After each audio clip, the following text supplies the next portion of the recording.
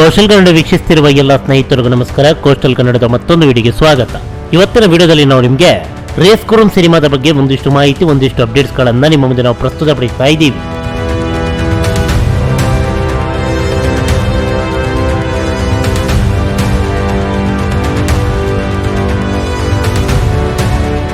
ಈ cinema April 11, 2014 ಪ್ರಪಂಚಾದ್ಯಂತ ಏಕಕಾಲಕ್ಕೆ ತೆರೆಗಪ್ಪಳಿಸಿ ಬ್ಲಾಕ್ ಬಸ್ಟರ್ ಹಿಟ್ ಅಂತ ಅನಿಸಿಕೊಂಡಿತ್ತು. 52 ಕೋಟಿಯಲ್ಲಿ ನಿರ್ಮಾಣಗೊಂಡಂತ ಈ ಸಿನಿಮಾ ಗಳಿಸಿದ್ದು ಬರೋಬ್ಬರಿ 150 ಕೋಟಿ ರೂಪಾಯಿ. ಹೀಗಿರ್ಬೇಕಾದ್ರೆ ಈ ಸಿನಿಮಾ ಪ್ರಸ್ತುತ ರಿಲೀಸ್ ಆಗಿದೆ. ಏಪ್ರಿಲ್ 8, 2026 ಅಂದ್ರೆ ಕಳೆದ ಬುಧವಾರ ಅಲ್ಲು ಅರ್ಜುನ್ ಅವರ ಹುಟ್ಟುಹಬ್ಬದ ಪ್ರಯುಕ್ತ ಈ ಸಿನಿಮಾ ತೆರೆಗಪ್ಪಳಿಸಿತ್ತು. ಭರ್ಜರಿಯಾದಂತ ಪ್ರತಿಕ್ರಿಯೆ ಈ ಸಿನಿಮಾ ಎಲ್ಲೆಲ್ಲ ರಿಲೀಸ್ ಆಯಿತು, ಎಲ್ಲಾ ಕಡೆಗಳಲ್ಲೂ ಕೂಡ ವ್ಯಕ್ತವಾಗಿತ್ತು. ಹೀಗಿರ್ಬೇಕಾದ್ರೆ ನಮ್ಮ ರಾಜಧಾನಿ ಬೆಂಗಳೂರಿನ ಯಾವೆಲ್ಲ ಚಿತ್ರಮಂದಿರಗಳಲ್ಲಿ ಈ ಸಿನಿಮಾವನ್ನ ರಿಲೀಸ್ ಮಾಡಿದ್ರು, ಬಹುತೇಕ ಎಲ್ಲಾ ಚಿತ್ರಮಂದಿರಗಳಲ್ಲೂ ಭರ್ಜರಿಯಾದಂಥ ಪ್ರದರ್ಶನ ಈಗಾಗಲೇ ನೀವು ದೃಶ್ಯಾವಳಿಯಲ್ಲಿ ನೋಡ್ತಾ ಇರೋದು ಮಡಿವಾಳದ ಸಂಧ್ಯಾ ಚಿತ್ರಮಂದಿರದಲ್ಲಿ ಆದಂತಹ ಸಂಭ್ರಮಾಚರಣೆಯ ದೃಶ್ಯ. ಇರ್ಲಿ, ಈ ವಿಚಾರವನ್ನ ಪಕ್ಕಕ್ಕಿಡೋಣ. ಸಂಧ್ಯಾ ಚಿತ್ರಮಂದಿರ ಅಂತೂ ತೆಲುಗು ಸೆಂಟರ್. ಇಲ್ಲಿ ಎಲ್ಲಾ ತೆಲುಗು ಸಿನಿಮಾಗಳಿಗೆ ಭರ್ಜರಿಯಾದಂಥ ಓಪನಿಂಗ್ ಸಿಗುತ್ತೆ, ಅದು ಹೊಸಬರ ಸಿನಿಮಾ ಆಗಿದ್ರು ಕೂಡ. ಮೊದಲಿಗೆ ರೇಸ್ ಕುರುಮ್ ಸಿನಿಮಾಗೆ ಯಾವ ಮಟ್ಟದಲ್ಲಿ ರಾಜಧಾನಿ ಬೆಂಗಳೂರಿನಲ್ಲಿ ಪ್ರತಿಕ್ರಿಯೆ ಇತ್ತು ಅನ್ನೋದನ್ನ ನಾವು ನೋಡ್ಕೊಂಡ್ ಬರೋಣ.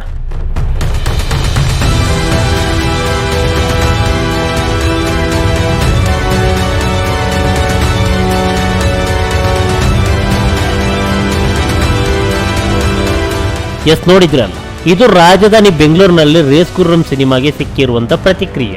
ಹೀಗಿರ್ಬೇಕಾದ್ರೆ ಹೈದರಾಬಾದಿನಲ್ಲಿ ಈ ಸಿನಿಮಾಗೆ ಯಾವ ಮಟ್ಟದಲ್ಲಿ ಪ್ರತಿಕ್ರಿಯೆ ಇರಬಹುದು, ಅದೇ ರೀತಿ ಯಾವ ಮಟ್ಟದಲ್ಲಿ ಒಂದು ಅಚಾತುರ್ಯ ನಡೆದಿದೆ ಅನ್ನೋದ್ರ ಬಗ್ಗೆ ಇವತ್ತಿನ ಎಪಿಸೋಡ್ ನಲ್ಲಿ ನಾವು ನಿಮ್ಗೆ ಹೇಳ್ತಾ ಇದ್ದೀವಿ.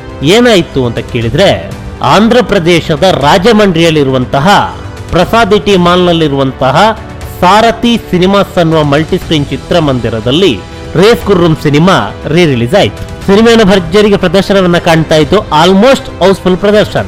ಆದ್ರೆ ಚಿತ್ರಮಂದಿರದ ಒಳಗಡೆ ಸ್ವಲ್ಪ ಹೊತ್ತಿನಲ್ಲಿ ಭಾರಿ ಹೈ ಡ್ರಾಮವೇ ನಡೆದು ಹೋಗಿತ್ತು. ಕಾರಣ ಏನಪ್ಪಾ ಅಂತ ಹೇಳಿದ್ರೆ, ಸಿನಿಮಾದ ಹಾಡನ್ನ ಚಿತ್ರಮಂದಿರದಲ್ಲಿ ಕಟ್ ಮಾಡಲಾಗಿತ್ತು. ಹಾಡಿಲ್ಲ, ಹಾಡು ಸ್ಥಗಿತ. ಹೀಗಾಗಿ ಅಭಿಮಾನಿಗಳೆಲ್ಲ ರೊಚ್ಚಿಗೆ ಎದ್ರು. ಮೊದಲೇ ಫ್ಯಾನ್ ಶೋ. ಅಲ್ಲು ಅರ್ಜುನ್ ಅವರ ಹುಟ್ಟುಹಬ್ಬದ ಪ್ರಯುಕ್ತ ಬುಧವಾರ ಈ ಸಿನಿಮಾವನ್ನ ರಿಲೀಸ್ ಮಾಡಲಾಗಿದೆ. ಎಲ್ಲೆಡೆ ಭರ್ಜರಿ ಅಂತ ಪ್ರದರ್ಶನ. ಇಂಥ ರಿಲೀಸ್ ಸಿನಿಮಾಗೆ ಬರುವಂತವ್ರು ಯಾರು? ಕಟ್ಟರ ಅಭಿಮಾನಿಗಳು. ಇಂತಹ ಅಭಿಮಾನಿಗಳ ಸಿನಿಮಾ ಪ್ರದರ್ಶನದಲ್ಲಿ ಒಂದು ಸಿನಿಮಾದ ಹಾಡು ಕಟ್ಟರ್ ಯಾವ ರೀತಿ ಇರ್ಬೋದು?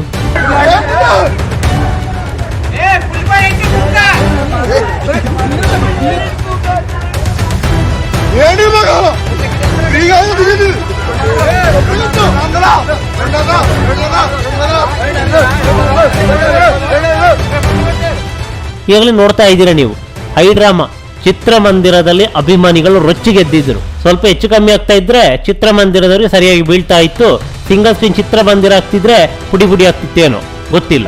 ಅಥವಾ ಮಾಸ್ ಆಡಿಯನ್ಸ್ ಒಂದು ವೇಳೆ ಈ ಚಿತ್ರಮಂದಿರದಲ್ಲಿ ಇರ್ತಾ ಇದ್ರೆ ಚಿತ್ರಮಂದಿರದ ಪರಿಸ್ಥಿತಿ ಯಾವ ರೀತಿ ಆಗಿರಬಹುದು? ಪ್ರಶ್ನಾರ್ಥಕ. ಒಟ್ಟಿನಲ್ಲಿ ಚಿತ್ರಮಂದಿರದಲ್ಲಿ ಹೈ ಡ್ರಾಮಾ ಆಗಿರೋದು ಸತ್ಯ, ಅನಾಹುತ ಆಗ್ಲಿಲ್ಲ ಅಷ್ಟೇ.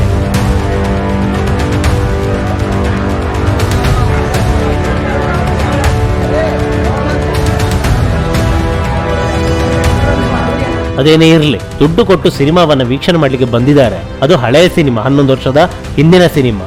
ಹಾಡು ಅಂದ್ರೆ ಇಷ್ಟಿರುತ್ತೆ, 4-5 ನಿಮಿಷ. ಆ ಹಾಡನ್ನು ಪ್ರದರ್ಶನ ಮಾಡಕ್ ಆಗಲ್ವಾ? ಈ ರೀತಿಯಾದ ಹಲ್ಕ ಬುದ್ಧಿಯಿಂದಲೇ ಪ್ರೇಕ್ಷಕರು ಚಿತ್ರಮಂದಿರಕ್ಕೆ ಹೋಗದಿರೋದು. ಸಿನಿಮಾವನ್ನ ವೀಕ್ಷಣೆ ಮಾಡೋದಕ್ಕೆ ಬಂದಿದ್ದಾರೆ, ದುಡ್ಡು ಕೊಟ್ಟಿದ್ದಾರೆ, ಧರ್ಮಕ್ಕೆ ನೀವು ಪ್ರದರ್ಶನ ಮಾಡ್ತಾ ಇಲ್ಲ. ನೆಟ್ಟಿಗೆ ಒಂದು ಸರಿಯಾಗಿ ಸಿನಿಮಾವನ್ನ ಹಾಕಿ. ಹಾಡು ನಿಮ್ಗೆ ಏನ್ ಮಾಡ್ತು? ಯಾಕೆ ಹಾಡನ್ನು ಪ್ರದರ್ಶನ ಮಾಡಕ್ಕಾಗಲ್ವಾ? ಏನ್ ಸೆನ್ಸರ್ ಕಟ್ ಮಾಡಿದ್ಯಾ? ಅದು ಯಾವ ನಿಮ್ಗೆಲ್ಲ ಬುದ್ಧಿ ಬರುತ್ತೋ ದೇವರಿಗೆ ಗೊತ್ತು. ಒಟ್ಟಾರೆಯಾಗಿ ಸಾರಥಿ ಸಿನಿಮಾಸ್ ಅನ್ನುವ ಮಲ್ಟಿಸ್ಕ್ರೀನ್ ಚಿತ್ರಮಂದಿರದಲ್ಲಿ ರೇಸ್ ಕುರುಮ್ ಸಿನಿಮಾದ ಫ್ಯಾನ್ ಶೋ ನಡೀತಾ ಇತ್ತು. ಅದು ಅಲ್ಲು ಅರ್ಜುನ್ ಅವರ ಹುಟ್ಟುಹಬ್ಬದ ಪ್ರಯುಕ್ತ. ಈ ಸಂದರ್ಭದಲ್ಲಿ ಸಿನಿಮಾದ ಹಾಡಿಗೆ ಕತ್ತರಿ ಹಾಕಲಾಗಿದೆ. ಇದಕ್ಕೆ ರೊಚ್ಚಿಗೆದ್ದಂತ ಅಭಿಮಾನಿಗಳು ಚಿತ್ರಮಂದಿರದಲ್ಲಿ ಹೈ ಡ್ರಾಮವನ್ನೇ ನಡೆಸಿದ್ದಾರೆ. ನಮಸ್ಕಾರ.